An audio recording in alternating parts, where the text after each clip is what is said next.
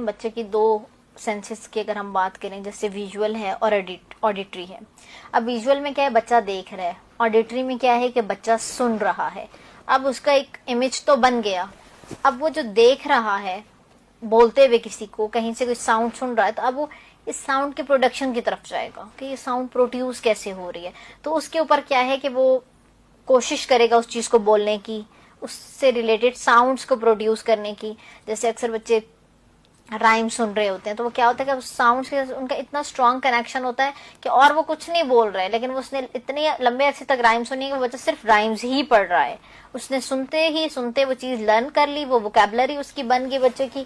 तो इस तरह से जो है बच्चा क्या होता है कि वो चीजें लर्न कर लेता है। फिर इसके अलावा बच्चों की एक चीज है कि वो टैक्टाइल चीजों से जल्दी सीखते हैं।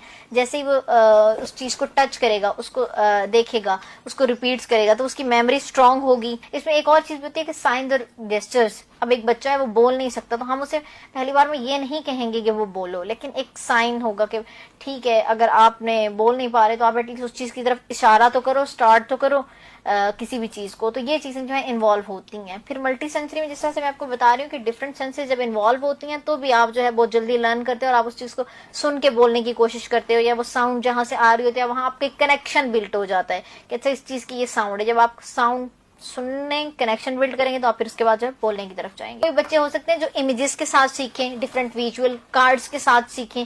पेरेंट्स को ये कंप्लेन्स होती हैं कि हमारे बच्चे जो है वो नहीं बुक्स नहीं देखते, बुक खोलने का दिन नहीं करता। तो ये तो प्ले में आप करा सकते हैं बच्चे को कि चलो आओ कार्ड्स बनाते हैं, बना लिए, फिर आओ इनको हम मैच करते हैं। तो अब क्या है, प्ले में ही बच्चे ने इतनी चीजें लर्न कर ली हैं, और जब आप वैसे ही बुक की फॉर्म में से खोलोगे तो आपके बच्चे की अंडरस्टैंडिंग डेवलप होगी उस चीज के साथ। तो आपका बच्चा जो है इजीली ये सारी चीजें जो है वो पिक कर सकता है।